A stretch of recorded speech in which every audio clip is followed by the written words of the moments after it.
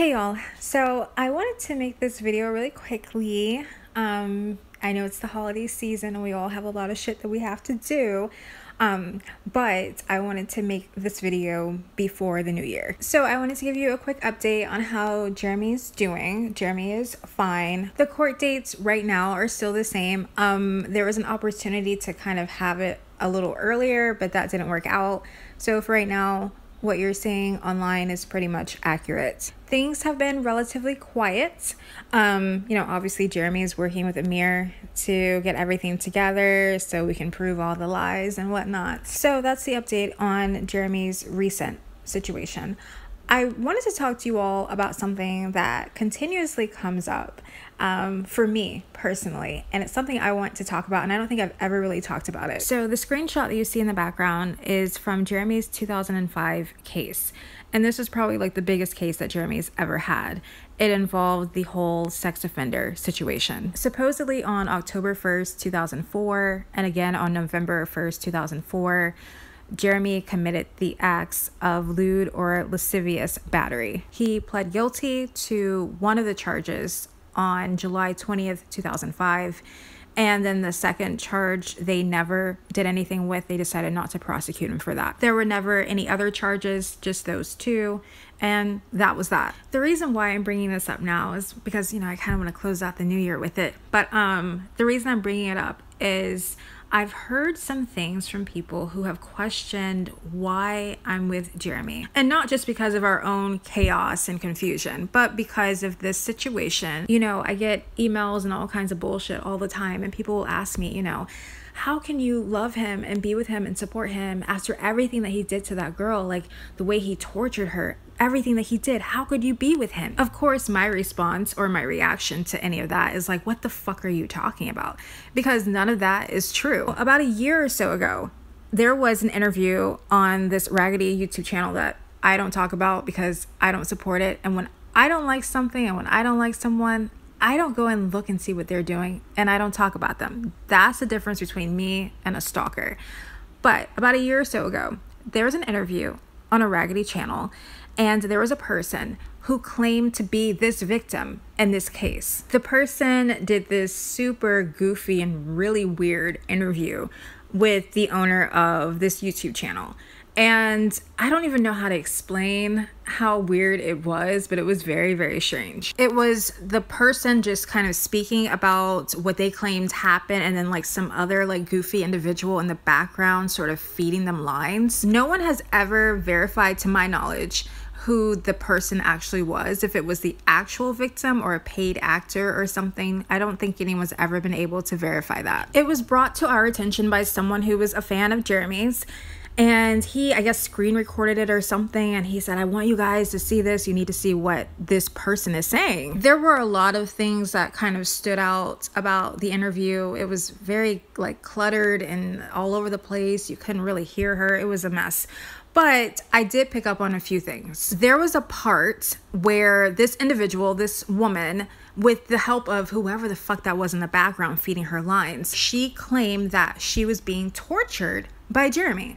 She made some accusations about him cutting her hair and forcing her to wear certain clothes and putting her in a boot camp and putting things inside of her body, like shoving things inside of private parts. It made no sense. But if you didn't know Jeremy's case, if you weren't aware of everything that happened in that case, you would have believed it, and you would have thought that, oh my God, this guy is a fucking monster. Now, during this time, this was when Vidler still had a job.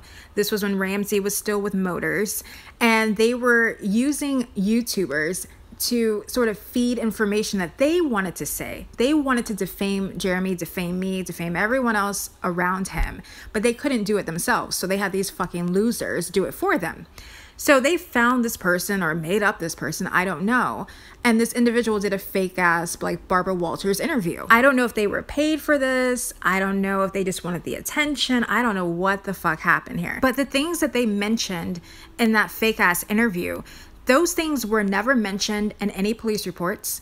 They were never mentioned in any prosecutor's notes. They were never a part of any case, never a part of any transcript. You can't find those accusations anywhere on paper. In the interview, the woman claimed that she didn't know anything that was going on with the case, that they kept her out of the loop. She pretty much threw everyone under the bus. So the prosecutor, the judge, she threw them under the bus and claimed that they never told her anything. Okay, so I want to show you guys something. So at some point during this case, when it was closed and then reopened and reclosed, there was a transcript that popped up. I'm going to show you a portion of this transcript and then we're going to kind of go over it. But first, I'm just going to let this scroll a little bit so you can kind of see what was going on and what they were saying during the hearing. And then I'm just going to do like a screenshot and show you the part that I want to discuss. I don't know how to pronounce any of these names, but Miss P is the prosecutor. Mr. D is Jeremy's defense attorney for this case, and then the court is obviously the judge. So in the transcript, they're discussing Jeremy's 2005 case. This is 2009. Jeremy was given a year and a day with, I think, 30 days time served for the SO situation. You can read all of it yourself, but I'm just going to read the portion where the court is asking the prosecutor about the original case and then this reopened case. In the transcript, the prosecutor is stating, "The notes that I have from the previous prosecutor states that it was a downward departure, had consensual sex with a blank-year-old girl. The victim and her family were not seeking a long period of incarceration. He was sentenced to 1 year and 1 day, followed by 5 years of SO probation." For those of you who have seen the interview, or you heard about it, or you heard about all these horrible things that Jeremy has supposedly done to this person who, again, never verified as the actual victim in the case, this goes against everything that they stated. This woman was claiming that Jeremy basically tortured her. And if that were the case, under Florida law, he would have been charged with aggravated child abuse, which is a first-degree felony, and you can face up to 30 years in prison. But he was never charged with aggravated child abuse. He was never charged with any type of child abuse.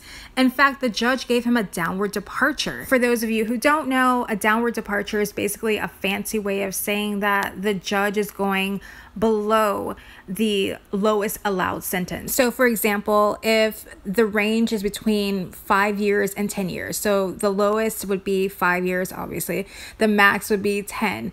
The judge would go underneath the 5 years. So the judge would give him 4.5 years or 4 years or 3.5 years, so on and so forth. Judges do not hand out downward departures like cookies at a Christmas party. I mean, it's not the easiest thing to get, and you have to have evidence that's supported. There has to be mitigating factors. The court has to assess everything to make sure that this person is eligible for a downward departure. It's basically the judge's way of saying this situation that happened is not that severe, and it's something that, yes, the person should be punished for, but we're not going to give him the maximum for this. It also states in the prosecutor's notes, because this is the prosecutor reading the notes from the previous prosecutor who was actually over the original case, it states that this was consensual sex. Was it appropriate? No, of course not.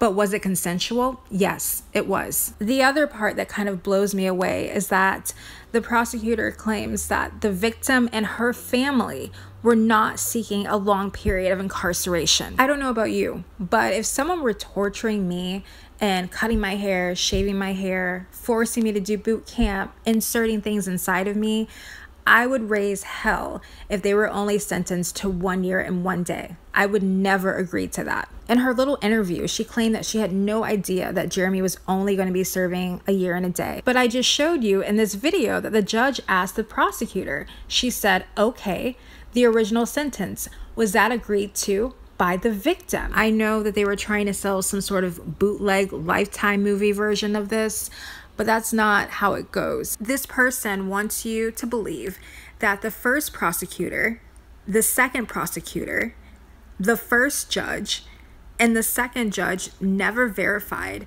if any of this was okay with her. In the interview, she also mentioned her family and how her family was in the courtroom and her family was shielding her away from everything and she didn't know anything and her family was evil and all this other bullshit.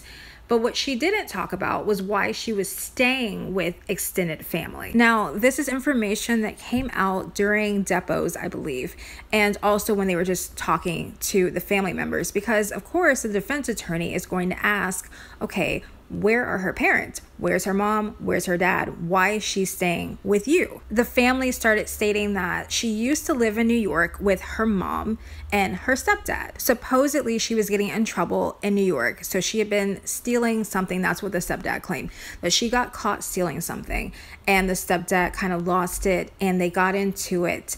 And shortly thereafter, she made an accusation against her stepfather. So supposedly there was this whole investigation because she claimed that he was physically abusing her and other things. And nothing really came of that. The mother decided to, kind of ship her off to family in Florida. Jeremy has always stated that she was being untruthful about her age.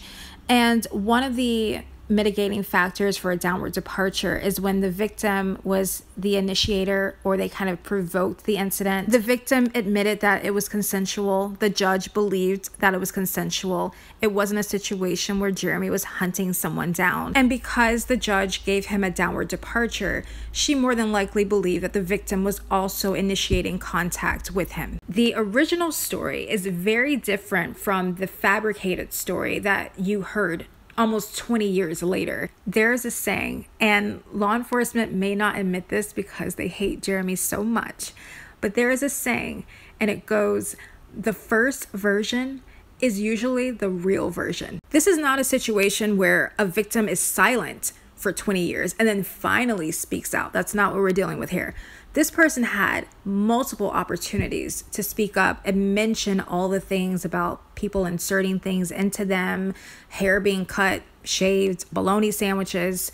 They had an opportunity when it first happened.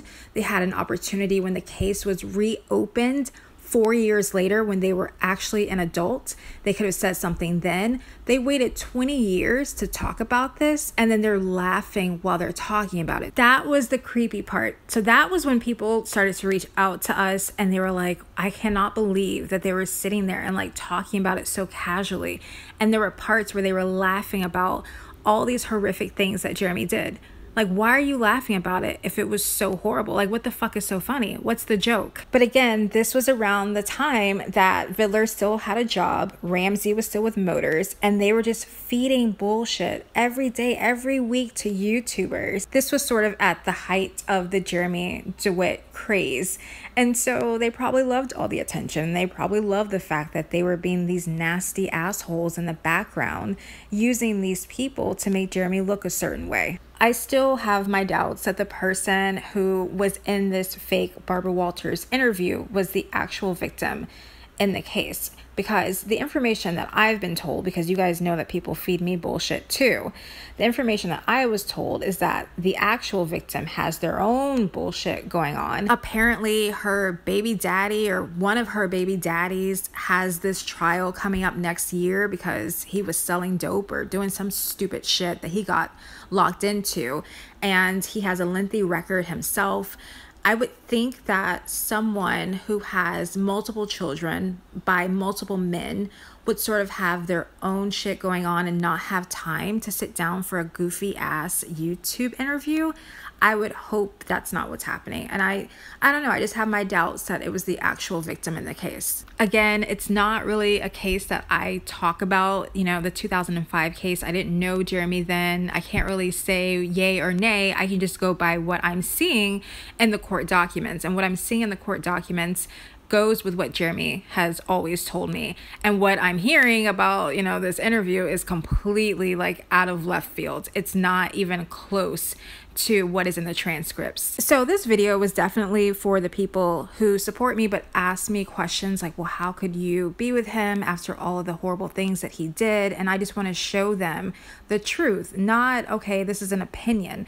This is an actual court document. People lie every day, but I just don't think that the judge, I don't believe that the defense attorneys, I don't believe that the prosecutors are lying about the facts of that case. This is actually really easy to find. You can find it underneath the actual court case itself. A lot of it is obviously going to be confidential because it was dealing with a minor, but things after she turned 18 are very public. Okay, so that's it. I thought this video was going to be very short, but it's going into the 15-minute mark. I'm also going to upload another video. If not this week, then it'll be before the new year. And it's kind of off topic, but not really. It's a case that kind of pertains to public records, and I thought it was pretty interesting the way that the defendant was trying to handle public records being released.